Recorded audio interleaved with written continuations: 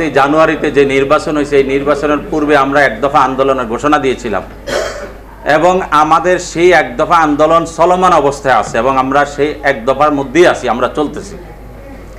আমার দৃঢ় বিশ্বাস, আমরা যদি সকলে ঐক্যবদ্ধভাবে সকলে এক মঞ্চে যদি উঠে এই আন্দোলনকে সামনে এগিয়ে নিতে হয় এবং এক দফা বাস্তবায়ন করতে হয়, তাহলে আমাদের ঐক্য ছাড়া বিকল্প কোনো কিছু নাই। আমাদের আগামীতে একটাই লক্ষ্য হতে হবে যে প্রতিটা মানুষের ভোটের অধিকার এই সরকার কেড়ে নিয়ে গেছে। কিভাবে কেড়ে নিচ্ছে?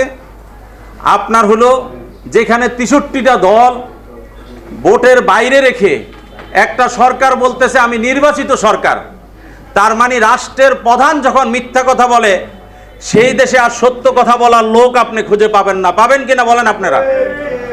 আপনারা আরেকটা লক্ষ্য রাখবেন, এদেশের মানুষের, আমাদের প্রত্যেকের যারা ভোটার, প্রতিটা উপজেলায় যে আমাদের 350টা আসন সংরক্ষিত, 50টা আসন হলো নারী আসন।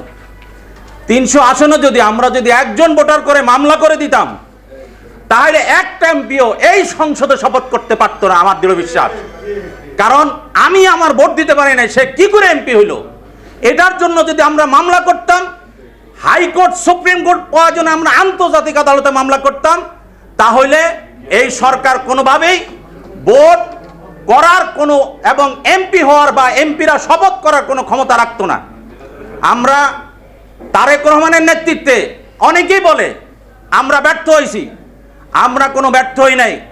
কারণ আমাদের 95% লোকে, আমার জানা মতে পরিষ্কার 95% লোক আমাদের এই আন্দোলনের সাথে একাত্মতা প্রকাশ করেছে এবং তারা কেউ ভোট কেন্দ্রে যায় নাই।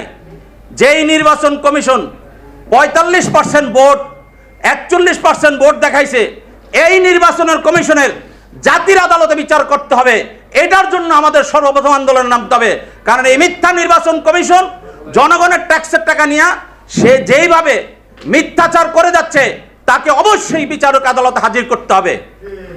আমাদের প্রত্যেকের উচিত একটা একটা করে মামলা ঢুকানো এই নির্বাচন কমিশনের বিরুদ্ধে।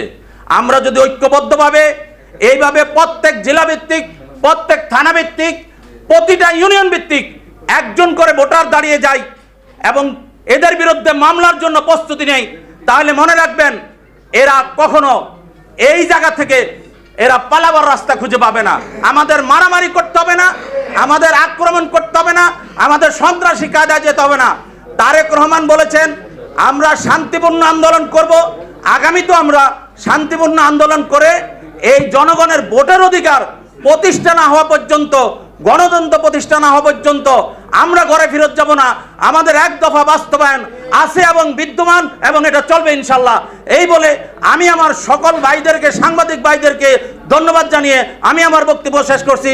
ন্যাশনাল ডেমোক্রেটিক পার্টি আপনাদের সাথে আছে এবং থাকবে, আগামী দিনে রাজপথে ইনশাল্লাহ থাকবে। আসসালামু আলাইকুম।